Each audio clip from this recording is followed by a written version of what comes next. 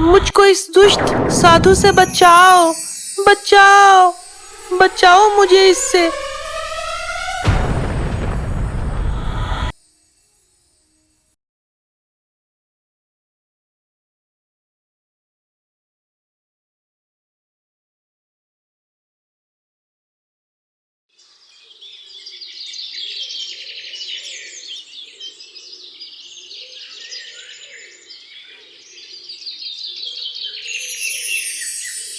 बहुत समय की बात है, बेलापुर नाम गांव में नंदू था। नंदू बहुत ही मेहनती था और उसके पास एक बैलगाड़ी थी जिससे वो लोगों का सामान ढोकर मेहनत करके घर का गुजारा कर लेता था।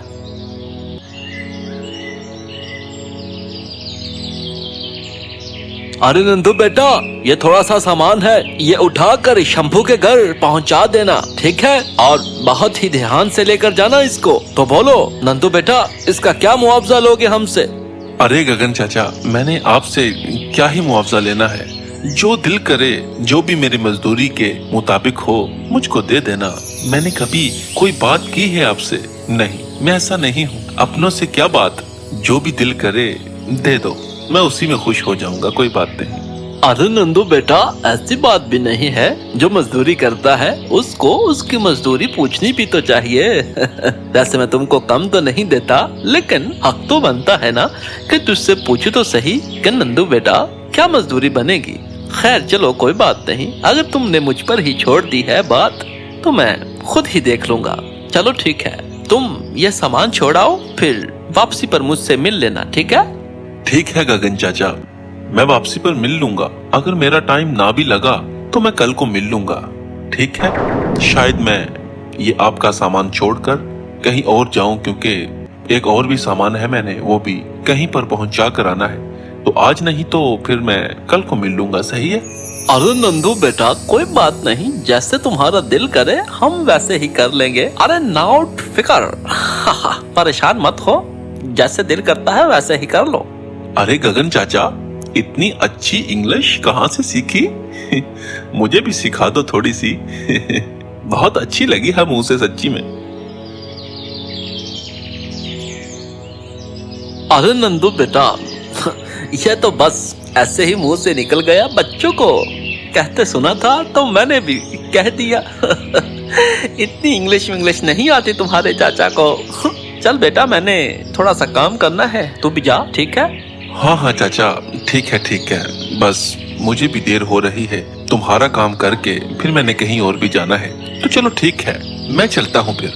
नंदू गगन का सामान लाद कर वहाँ से चला जाता है।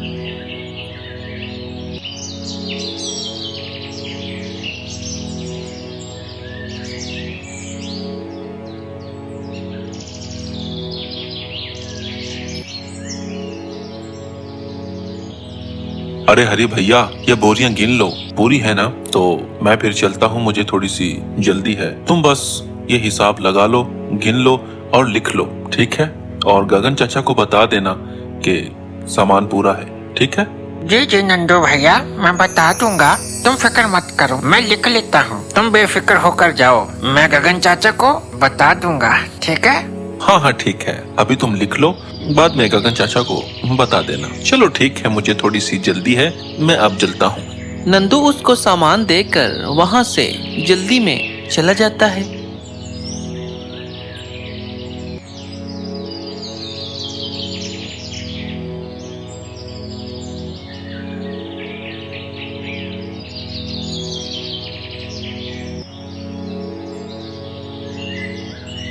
बस शंभू का काम ही करना है, और तो किसी का काम है भी नहीं। लगता तो है आज जल्दी वापसी हो जाएगी, अंधेरा ही ना हो जाए, क्योंकि जंगल के रास्ते से जा रहा हूँ और वापसी पर भी जंगल के रास्ते से ही आना पड़ेगा मुझको। तो रात के समय जंगल में खतरा हो सकता है। जल्दी वापसी की कोशिश करूंगा, काम जल्दी खत्म कर लूंगा ना। जो उसका सामान है वो जल्दी पहुंचा कर जल्दी वापस आने की कोशिश करूंगा। बस अब तो जल्दी जल्दी चलूं, शंभू इंतजार करता होगा।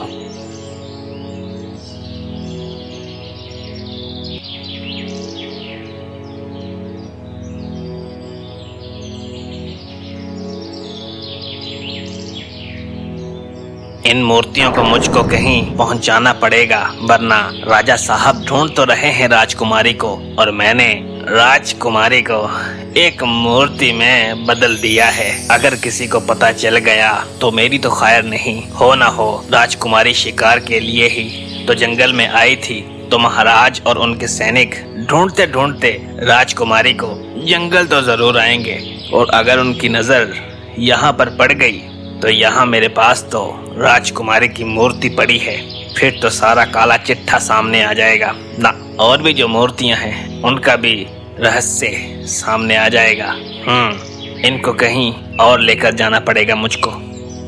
साधु बीरा था तो एक पंडित, लेकिन वो काला जादू भी जानता था, और उसका एक ही काम था कि बस लोगों को मूर्ति में बदल देना, और उसको ये काला जादू आता था। उसको मूर्तियों का शौक था, इसीलिए लोगों को मूर्तियां बनाने में उसको मजा आता था, और राजकुमारी को उसने काले जादू से एक मूर्ति में बदल दिया था, और जिसका अब उसको डर लगा हुआ था। बात तो सही है।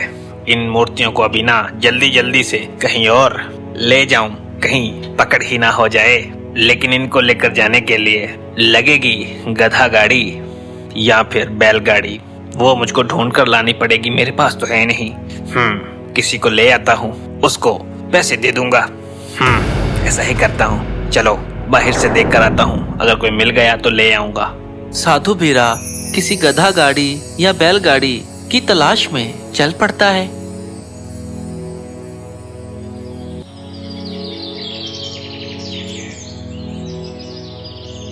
बस कहीं मिल जाए ना तो अच्छा हो, काम खत्म हो मेरा भी। चलो जा रहा हूँ, कोई मिल ही जाएगा ना, देखता हूँ। अभी तो यहाँ से बाहर निकलूंगा, फिर ही पता चलेगा।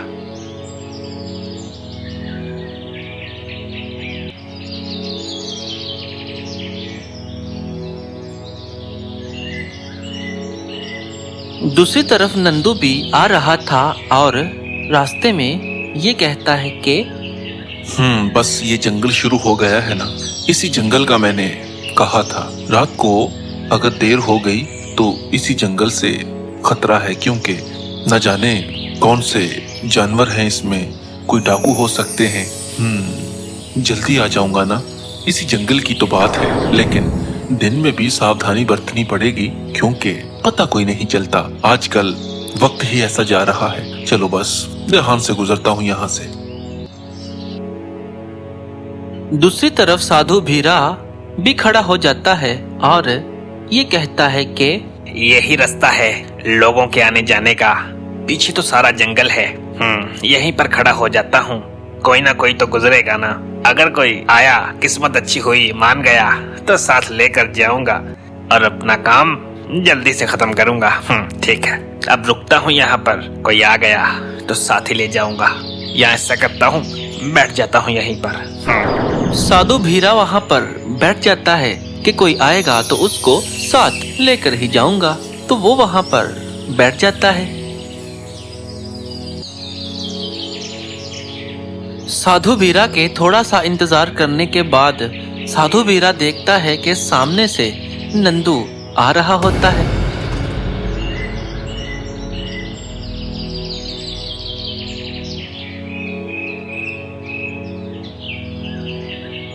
अरे बेटा रुको रुको, और क्या हाल है, ठीक हो? और बेटा कहाँ को जा रहे हो?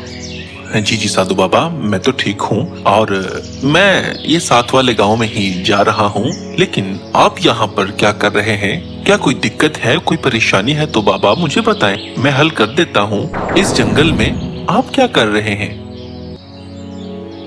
अरे बेटा, ये जंगल ही मेरा घर है, मैं यहीं पर रहता हूँ। मैं एक मूर्तिकार हूँ और पंडित भी हूँ, तो मैंने काफी ज्यादा मूर्ति बनाई हुई है और मैंने उनको कहीं और लेकर जाना है। दिक्कत ये है कि मैं उनको लेकर जा नहीं सकता, क्योंकि वो ज्यादा है। उनके लिए एक बैलगाड़ी चाहिए जिस पर वो लाद कर लेकर जाऊं। तो बेटा, अगर तुम मेरी ये परेशानी हल कर सकते हो, ऊपर वाला तुम्हारा बहुत ही भला करेगा। बाबा, मैंने लेकर चले जाना था, लेकिन मैं कहीं पर जा रहा हूँ और वो भी मेरा इंतजार कर रहा होगा। और मैंने कभी भी किसी के साथ वादा खिलाफी नहीं की। जो वादा किया उस पर पूरा उतरा आज तक, और जिसके पास मैं जा रहा हूँ उसको भी मैंने वादा किया था कि मैं आज इस वक्त तुम्हारे पास आ जाऊंगा। और बाबा, अगर मैं ना गया तो बात अच्छी नहीं ना। बाकी तो और कोई बात नहीं थी, मैं आपकी मदद कर सकता था, लेकिन ये बात है।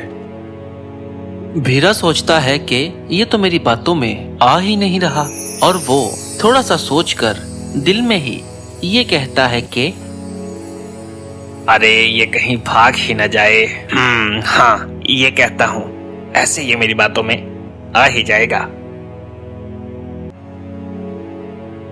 बेटा, तुमको अपनी दोस्त की मदद करने से पहले क्या एक साधु की मदद नहीं करनी चाहिए, वो भी एक बूढ़े साधु की। बेटा, मेरी हड्डियों में इतना जोर नहीं, वरना मैं कंधे पर उठाकर ले जाता। बेटा, मेरी मदद कर दो, ऊपर वाला तुम्हारी मदद करेगा हर काम में। अब मना मत करना, क्योंकि इस रास्ते से कभी कभी तो कोई आता है, और मैं इतनी दूर चलकर कहाँ जाऊंगा। तुम आए हो तो कर ही दो। अगर पैसे की बात है तो बेटा, जितने तुमने उससे लेने हैं मैं तुमको उसके दुगने देता हूँ। इसलिए नहीं कि मैं तुमको लालच दे रहा हूँ, इसलिए कि तुम्हारी वहाँ से मजदूरी कट जानी है और तुम उसकी मजदूरी मेरे से ले लेना, लेकिन मेरा काम कर दो। अरे ठीक है बाबा, कोई बात नहीं, मैं कल को उसके पास चला जाऊंगा। आज आपका काम कर देता हूँ, और पैसे की बात नहीं है, और ना ही मैंने कभी पैसे की बात की है किसी से। कोई बात नहीं बाबा, मैं आपका काम कर देता हूँ। अरे नहीं बेटा, पैसे की बात क्यों नहीं, तुमने अपनी मेहनत करनी है और मजदूर को मजदूरी देनी ही चाहिए। पैसे तो पैसे तुमको लेने पड़ेंगे, वरना मैंने काम नहीं करवाना। ऐसे मुझे अच्छा नहीं लगेगा ना। लगता है बाबा आप मुझको पैसे देकर ही छोड़ेंगे।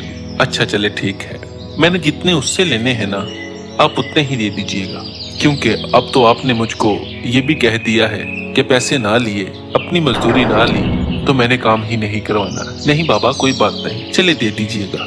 अरे मैंने तो इसको वैसे ही कह दिया और ये मान भी गया है।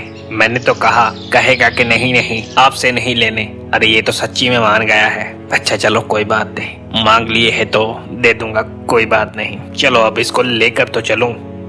साधु भीरा नंदू को अपने साथ लेकर उस गुफा की तरफ चला जाता है।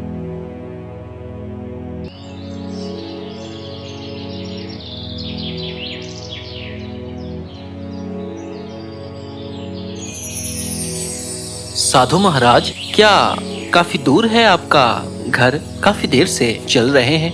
नहीं बेटा नहीं, ये बस पास ही आ गया है, थोड़ा सा ही रह गया है। बस हमने थोड़ा सा आगे जाना है और मेरा घर आ जाना है। फिक्र मत करो, इतनी दूर नहीं, ये पास ही है।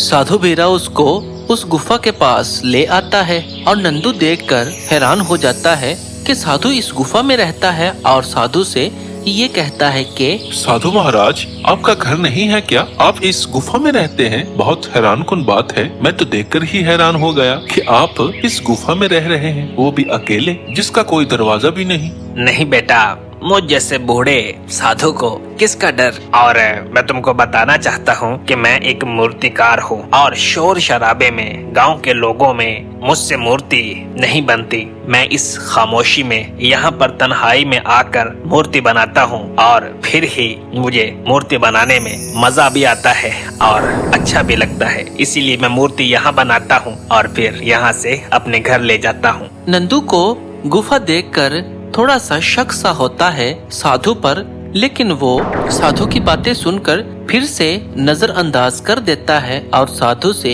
ये कहता है कि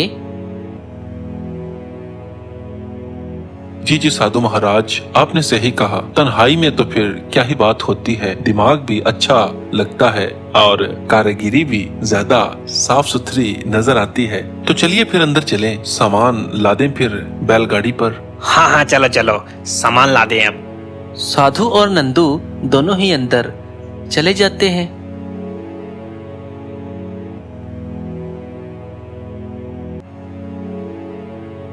जब वो अंदर आ जाते हैं तो नंदू देखकर हैरान हो जाता है और ये कहता है कि अरे वाह साधु महाराज, आपकी तो कारीगरी क्या दिलचस्प है और आप तो बहुत ही महारती हैं इस काम में। मूर्तियां तो ऐसे हैं हूबहू जैसे बिल्कुल इंसान ही हो, जैसे इंसानों को ही मूर्तियों में तब्दील कर दिया हो। नहीं, मान गया साधु महाराज, मान गया। आप बहुत ही अच्छे मूर्तिकार हैं। बस छोटा मोटा मूर्तिकार हूँ, तुम्हारे सामने ही है। बस इससे ज्यादा हाथ की सफाई नहीं निकलती। कोशिश करता हूँ कि इससे भी और ज्यादा सुंदर मूर्तियाँ बनाऊं, लेकिन चलो गुजारा हो ही जाता है। अरे साधु महाराज, ये गुजारा नहीं है। आप बहुत ही ज्यादा अच्छे और माहिर मूर्तिकार हैं। आपको बहुत महारत है इस काम में। मैं आपके काम की तारीफ कर रहा हूँ, क्योंकि मूर्तियों को देखकर ऐसा ही लगता है कि जैसे इंसानों को ही मूर्तियों का रंग दे दिया हो। वाकई ही आप बहुत ही अच्छे मूर्तिकार हैं। तो चलें अब इनको उठाते हैं और फिर चलते हैं। नंदू मूर्ति उठाने लगता है कि नंदू ये सोचता है, मूर्तियां यहाँ से बाहर भी तो लेकर जानी ही है। तो ऐसा करता हूँ, मैं मूर्तियां सारी इधर इकट्ठी कर देता हूँ और साधु महाराज को कहता हूँ कि आप बैलगाड़ी अंदर ही ले आए। जरूरी तो नहीं ना हम बाहर ही उठाकर लेकर जाएं। जगह भी है, गुफा में इतनी जगह है कि बैलगाड़ी आसानी से आ जाए। अंदर ले आते हैं। चलो बेटा जल्दी करो, उठाओ इसको। साधु महाराज, मैं ये सोच रहा था कि गुफा में इतनी जगह भी है कि बैलगाड़ी आसानी से आ जाए। हमने मूर्तियां यहाँ से बाहर लेकर जानी है, क्यों ना बैलगाड़ी ही अंदर ले आए, तो फिर आसानी से ऊपर लाद कर यहाँ से चले जाएंगे। ऐसा करें, आप बैलगाड़ी लेकर आए और मैं मूर्तियां इकट्ठी करता हूँ एक जगह पर और फिर लाद देंगे। हाँ, ये बात भी ठीक है। बैलगाड़ी गुफा के बाहर है और हम गुफा के इतना अंदर हैं। बैलगाड़ी ही अंदर ले आते हैं। तुम इनको एक जगह पर कर लो, मैं बैलगाड़ी ले आता हूँ, फिर लाद लेंगे। साधु बैलगाड़ी लेने बाहर चला जाता है।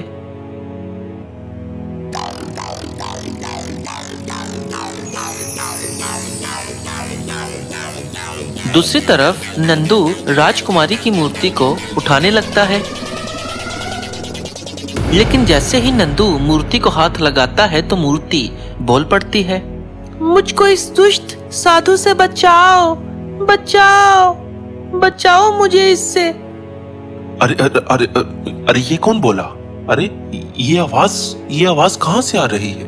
नंदू फिर से राजकुमारी की मूर्ति को हाथ लगाता ही है कि फिर से आवाज आती है, मुझको इस दुष्ट साधु से बचाओ, बचाओ, बचाओ मुझे इससे। अरे अरे अरे, अरे जैसे ही मैं इस मूर्ति को हाथ लगाता हूँ फिर से आवाज आती है। क्योंकि मैं ही बोल रही हूँ, मैं कोई मूर्ति नहीं, मैं एक राजकुमारी हूँ जिसको इस दुष्ट साधु ने मूर्ति बना दिया है अपने काले जादू से। नंदू मूर्ति की बात सुनकर हैरान परेशान हो जाता है और ये कहता है कि अरे अरे, मुझे अपने कानों पर यकीन नहीं हो रहा। ए मूर्ति, तुम बोल रही हो? तुम कैसे बोल सकती हो?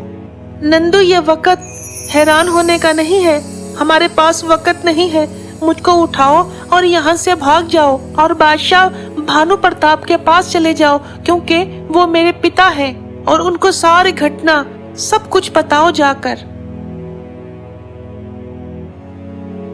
लेकिन मैं ही क्यों? तुम्हारी आवाज सिर्फ मुझको ही सुनाई क्यों दे रही है? तुम दिल के नेक हो, इसीलिए मेरी आवाज तुम तक पहुंच रही है, वरना तुम तक भी ना पहुंचती। लेकिन नंदू, अब समय बर्बाद मत करो, मुझको उठाओ और बादशाह भानु प्रताप के पास चले जाओ, क्योंकि अगर इस दुष्ट को पता चल गया कि तुमको पता चल गया है तो इसने तुझको भी मूर्ति बना देना है। चलो अब मुझको उठाओ और यहाँ से भाग जाओ। नंदू को समझ आ जाती है कि ये वाकई ही सच बोल रही है और नंदू उसको उठाकर कुछ भी नहीं सोचता, अपने बैलगाड़ी की भी फिक्र नहीं करता और वहां से मूर्ति उठाकर चल पड़ता है।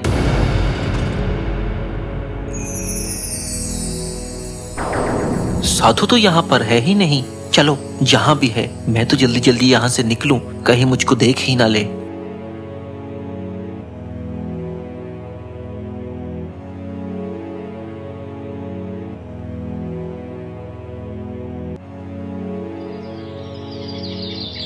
दूसरी तरफ नंदू जल्दी में बैल बांधने भूल गया था, इसीलिए बैल थोड़े से दूर चले गए थे और साधु उन बैलों के पीछे गया था और पीछे से नंदू मूर्ति को लेकर वहाँ से गायब हो जाता है। मुश्किल से ही हाथ आए हो, चलो अब जल्दी लेकर इनको जाऊं वहाँ पर। साधु भीरा बैलगाड़ी लेकर गुफा के अंदर आ जाता है और आकर जब देखता है कि नंदू भी नहीं और राजकुमारी की मूर्ति भी यहाँ पर नहीं, तो वो ये कहता है कि अरे अरे अरे अरे, अरे मूर्ति कहाँ गई? राजकुमारी की मूर्ति कहाँ गई? मुझे तो लगता है वो बैलगाड़ी वाला उसको उठा कर ले गया है। अरे सत्यानाश हो, मैं इसको छोड़कर ही क्यों गया? अब तो मैं इस बैलगाड़ी वाले को छोड़ूंगा नहीं, इसको भी मूर्ति बना दूंगा। मैं छोड़ूंगा नहीं इसको। मैं भी इसके पीछे चलता हूँ, देखता हूँ कहाँ तक भागता है, ढूंढ तो लूंगा मैं भी इसको। साधु महाराज भी गुस्से के साथ नंदू के पीछे चला जाता है। और अगर ये कहानी आपको पसंद आती है तो हम इसका दूसरा भाग भी जरूर लाएंगे, क्योंकि अभी तो नंदू ने बादशाह सलामत के पास जाना है और बादशाह सलामत नंदू का यकीन करते हैं कि नहीं, ये तो अभी पता नहीं।